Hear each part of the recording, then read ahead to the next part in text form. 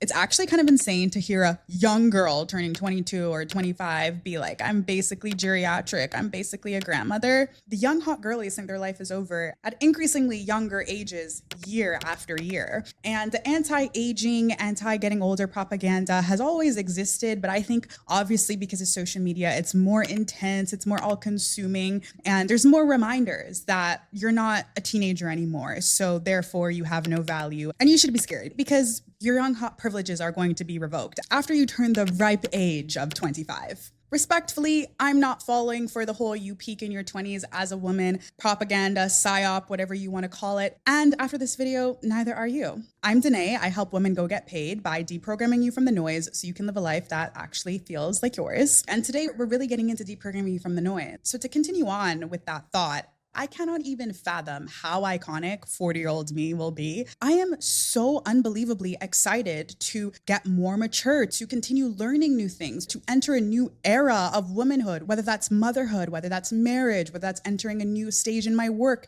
or in community building, whatever the case may be. The jump from 20 to 25 for me has already been so iconic, and I've already tasted the sweet, sweet taste of more wisdom simply from aging and getting older, learning from mistakes, life experience, challenges, the good and the bad. Pretty much every young woman I talk to, whenever it's their birthday or they're turning 23, they're like, oh my goodness, I'm a grandmother. I'm so scared. I'm pushing 30, da-da-da. It's funny until it's not. And I was radicalized after having a conversation with my two friends the other day over brunch because they're both turned 25 and they're freaking out purely because of the age. The age in and of itself is so young in the grand scheme of life, but also there's nothing wrong with aging. Actually, we should be so eternally grateful that we have breath, that we have life. Most people would do anything to wake up another day. So to grow old and not die by any other circumstance before old age is such a privilege. Therefore, I will die on this hill. And I think this topic is so important. And listen, I'm not judging you at all if you feel this way about aging, just specifically shame around aging as a woman and thinking your life is over as you get into your mid to late 20s, which again, I can't even say with a straight face because it's so insane. But trust me, I get it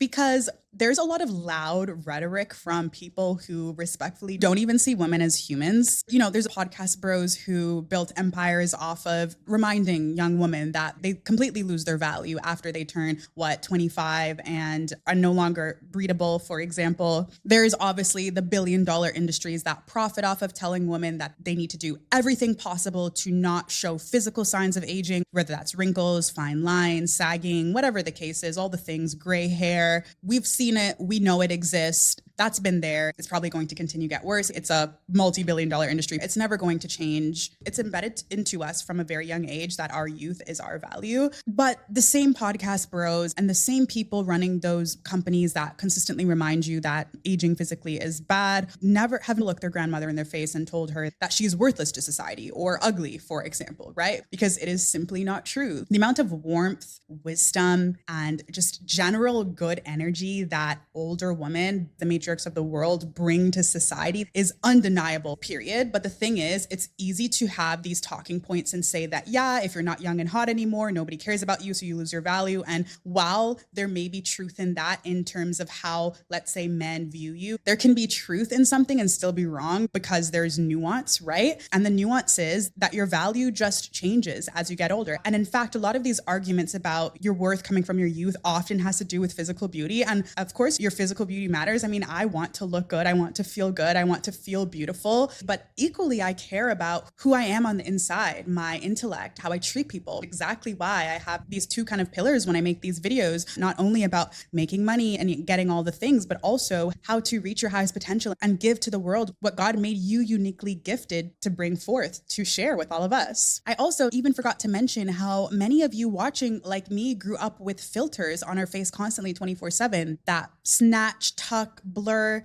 to make us feel like we need to look this way. We need to look perfect, which is why we have Instagram face and so many people who look the exact same. So this is just a reminder that there's so much beauty in your unique features, not to mention how freaking beautiful it is to think about how many of your ancestors over the years met each other, saw beauty in each other, and made a child that eventually made a face, that found another face that they thought was beautiful, that eventually made you. And you're just a combination of a bunch of love in that way, especially because there's so much money involved. involved in reminding young women that aging is bad or you'll lose your value every time you get a little bit older, then just not becomes about beauty standards. It becomes about control, because you have to control the narrative for the new young woman to fall into the trap and give money. So here's my reframe on it. What I tell my friends whenever this conversation comes up, and to you guys, because you guys are not my friends, I don't care about being 21 or what does Taylor say, 22 forever, because I love 22-year-old me, but God, she was kind of dumb. She was a little bit more insecure. She was very anxious. 25-year-old me comes with a little bit more grit, a little bit more confidence, more wisdom for sure. And that's just going to continue to expand because I continue to work on myself and look inwards, which means that every time I age, I become someone that I feel more aligned with and I like more. So it makes me so excited to think about who I'm going to become as I get to those older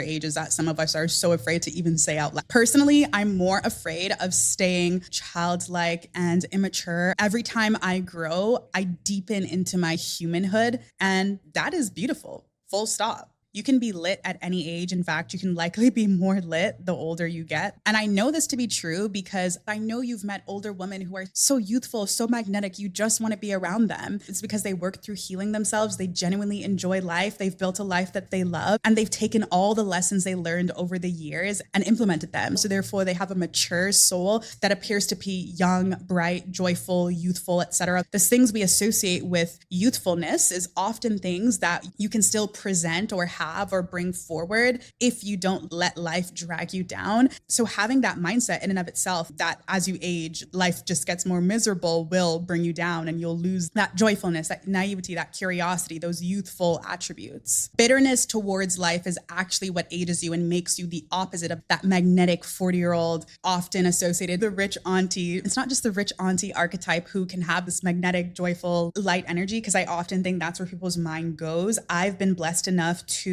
meet women of all different archetypes, married women, divorced, never married, who have this magnetic pull and feel. And I'm so grateful that because I was the only child and my parents never left me alone, I was always out with older people so I could meet so many different archetypes. And I think that also probably helped in the way that I view this topic and aging in general. But anyways, I like to give practical tips when I talk about things like this. So yes, the general reframe is aging only feels like decay because people make money from telling you that aging is bad and or they don't see you as human, which is all stupid and you should ignore all of that, right? Reframe, aging is actually a gift. And while, yeah, you may lose what people may say objective beauty in society and all the things, your value just changes as you age. But aging brings you deeper into your humanhood, which makes you more wise, makes you a better student of life, and should, if it's done in the correct way, by healing yourself and working through all the, excuse my French, shit, you become calm, light, clear, you have curiosity, you have a little bit of naivety and new energy to move through life. All of these attributes, which are often associated with youthfulness, you can have and keep throughout your entire life.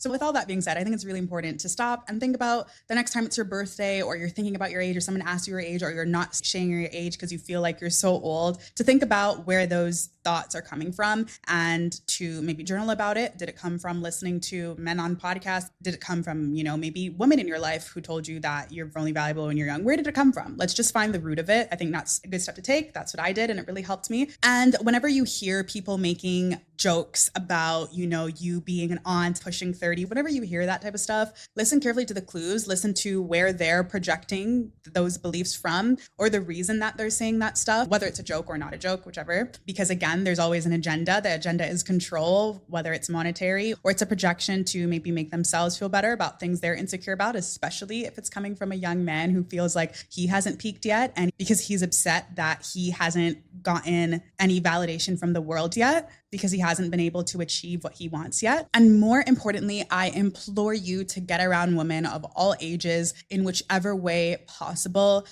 Looking back, I think I was around a lot of different women in church. My mom just had a lot of female friends. When I would play sports, I would see different age ranges of groups of moms. When you're at the gym, talk to women of different ages. Don't just stay around your age group. It's actually, as well as you're aging, it's good to be around women who are a little bit further ahead of you. So right now, maybe you're in your late 20s. Let's say you're thinking of getting married, or you're thinking of having kids, or you're thinking of working in a specific field. It's really good to be around women who've been in that for 5, 10 years, so you can have perspective and hear raw truth. Sometimes it's hard to have those conversations with somebody who's now a grandmother if you need some perspective on what life may look like for you at 30 or 35. So it's good to find women in that age group and just chat them up. It doesn't need to be, oh, can you be my mentor? Can I ask you questions? Just be chill. Like, we're all just girls at the end of the day. You'd be surprised if you just compliment a woman in a coffee shop or ask one simple question, what can come out of that, whether it's an ongoing long form friendship or relationship, or just an amazing conversation at a coffee shop that day. Just be chill. I think people overthink things, and it's also a great way to push yourself out your comfort zone. If you're usually one to stay quiet, not really talk to people, say anything, make friends, etc.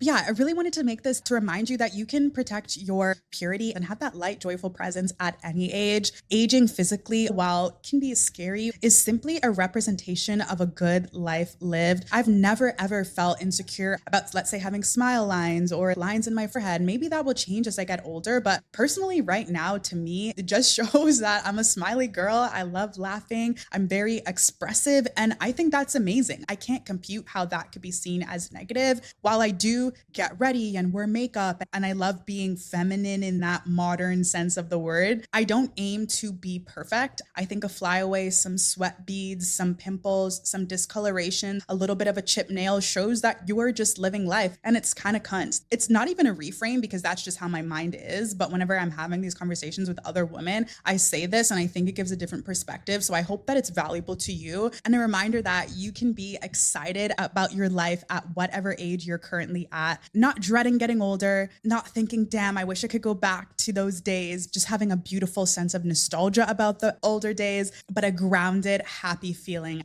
in your current point in your timeline of life. None of us know what day is going to be our last day, but to wake up and to continue living is such a blessing. It shouldn't be taken for granted or diminished because some random people have an agenda on the internet.